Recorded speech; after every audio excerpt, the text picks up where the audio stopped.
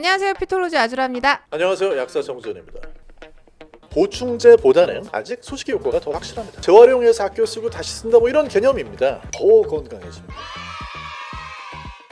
야생에서 사자의 사냥 성공률은 25%, 늑대 14%, 북극곰 10%. 미국의 현장 생물학자 조지 샬러의 추산에 따르면 호랑이의 사냥 성공률은 5%, 아프리카 북부 탄자니아의 하드자족 사냥 성공률은 3.4%.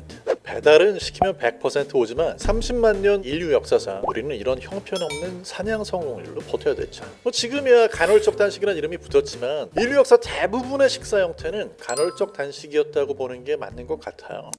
공복 상태로 굶고 있는 동안 우리 몸은 에너지 부족 상태에 놓일 수밖에 없었을 것이고, 에너지가 부족하다는 뜻은 바로 생존과 직결돼 있죠. 죽지 않으려면 어떤 식으로든 겹겹이 비상대응책이 마련되어 있었어야 할 겁니다. 맞아요. That's right. 그 비상대응책을 발동시키는 신호 중 하나인 혈당을 중심으로 이 책에 설명이 잘 돼 있더라고요.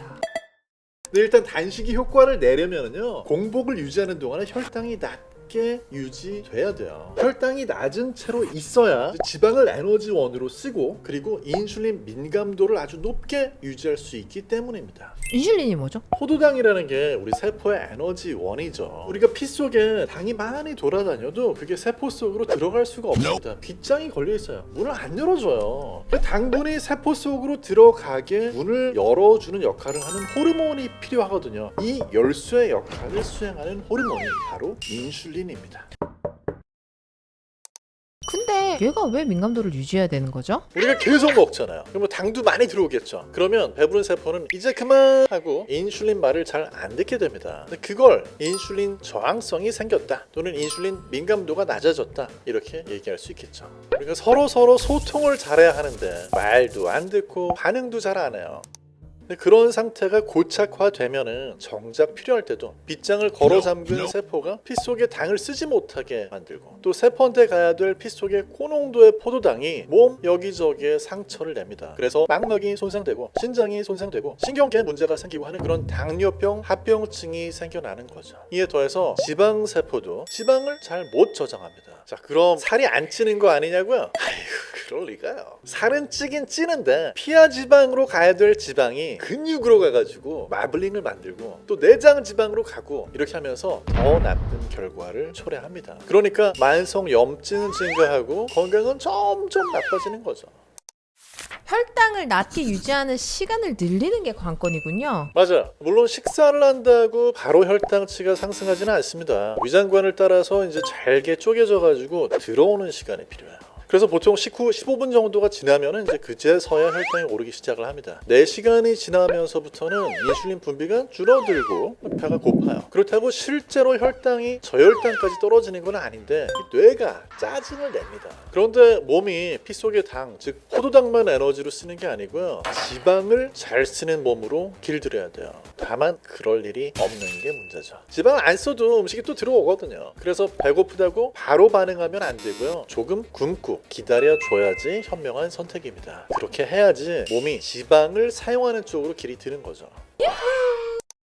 뇌가요, 그렇게도 당, 즉 탄수화물을 좋아하지만 탄수화물은 몸에 많이 가지고 있을 수가 없어요. 글리코겐으로 저장을 하긴 하는데 그 양이 얼마 안 됩니다. 간에다가 저장하는 거는 탄수화물이 간에 100g, 근육에 500g 이렇게밖에 저장이 안 돼 있어요. 근육에 저장을 해놓은 글리코겐은 일반인들 운동으로는 소진될 가능성이 별로 없긴 해요. 하지만 간에 저장된 글리코겐의 경우는요, 조금 달라가지고 12시간 이상 단식을 하면 소진됩니다. 간헐적 단식은요, 이 간의 글리코겐이 소진될 때까지 하는 거예요. 하루 세 끼를 다 챙겨 먹을 경우에는 사실 혈당이 낮아질 일이 별로 없어요. 그래서 혈당이 낮은 채로 유지되는 시간을 확보하기 위해서 다양한 단식법들이 제시되는 겁니다.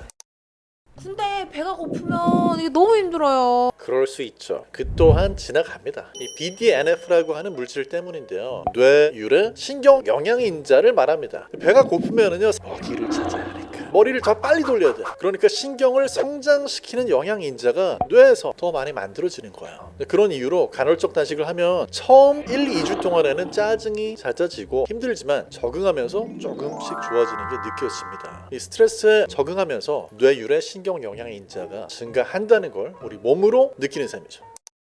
선생님 정리를 해볼게요. 단식이든 전체적인 소식이든 실제 우리가 살아가는 환경은 이게 먹을 것이 전혀 부족하지 않지만 우리 몸에 에너지 부족이라는 인위적인 신호를 줘서 몸에 대응을 하는 동안 생기는 이점을 활용하자! 그게 맞습니까? Exactly. 사실 소식은요 그 어떤 영양제나 보양식보다도 더 큰 효과를 줄 거예요. 뭐를 먹어라, 뭐 먹으라는 건강 기사, 유튜브 이런 게 너무 많아요. 정말 난무합니다. 그거 다 먹으면 몸이 엄청 좋아질 것 같은데 실제로는 아마 배 터져서 죽을 것 같아요. 아니 그리고 다이어트 책인데 뭐 이렇게 먹으라는 게 많아요. 그니까 내 말이. 결론은 결국 적게 먹고 많이 움직이라는 건데 이게 좋다, 이거 먹어라, 이걸 먹고 나서 특정 음식 먹고 나서 일주일 뒤에 변화, 한 달 뒤에 변화 같은 말을 막 쏟아내는지 전 진짜 모르겠어요. 뭐 소식하고 운동해라, 이거 얼마나 간단한 결론입니까?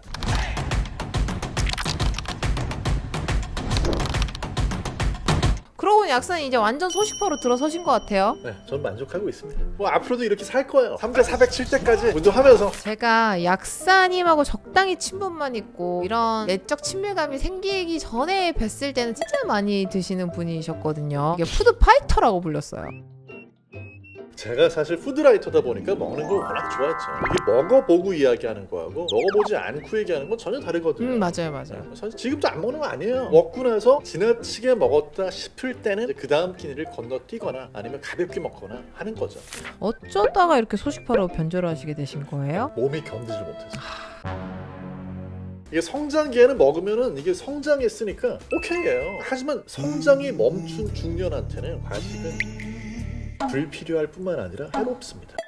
맛있는 음식을 자주 먹으려면은 평소에 적게 먹어야 돼요. 그리고 기왕이면은 중년이 되기 전에 20, 30대부터 소식을 습관으로 만드는 게 훨씬 낫습니다. 뺐다 쪘다 하면 얼굴 주름이 더 많이 생겨요. 제가 듣기로는 약사라는 직업적 전문성을 살려가지고 약쟁이의 길로 들어섰다고 하던데 합법적인 선에서만 시도를 했습니다. 트룰리시티라고 하는 약으로 처방을 받아가지고 다이어트 약이라고 하면 되게 신경계를 흥분시켜가지고 칼로리를 태우는 방식으로 부작용이 어마어마하잖아요. 책 전반에 우리가 알고 있는 기존의 다이어트 약과 완전히 다른 방식의 약들이 소개되어 있더라고요. 맞아요. 그 부분이 제 전문 분야이기도 하고 사실 또 음식을 가지고 소식의 효과를 연구하기가 굉장히 어려워가지고 연구의 한계점이 많습니다. 그래서 약을 통해서 대신 풀어낸 그런 면도 있습니다. 신경계 흥분이 아닌 포만감 신호를 양리적으로 만들어내고 약물을 통해서 단식 효과를 모방하는 약물에 대한 기전이 책에 자세히 나와 있습니다. 이 부분은 조회수 찍고 다시 보도록 하시죠. 네. 여러분 댓글로 남겨주시면요 제가 또 열심히 답변을 준비해가지고 빠른 시간에 다시 뵙겠습니다. 제가 사실 댓글로 질문 달아주신 거 보고 그 답변 준비하는 거를 엄청 좋아합니다. 댓글에다가 책 사셨다고 이렇게 달아주시면 밤에 진짜 잠도 못 자요. 여러분 안녕. 좋아요. 댓글로 질문 달아주시고요. 책 계속 그만해요. 사주시고 집에 가자. 매일 체크하고 있어요. 우리 매일 집에 책 얼마나 가자. 팔리는지, 교보문고에 몇 권 남아있는지, 집에 광화문 가자. 교보문고에 몇 권 지금 남아있는지 배고프게 알았어요. 댓글 달아주시고 안녕. 곧 또 뵐게요.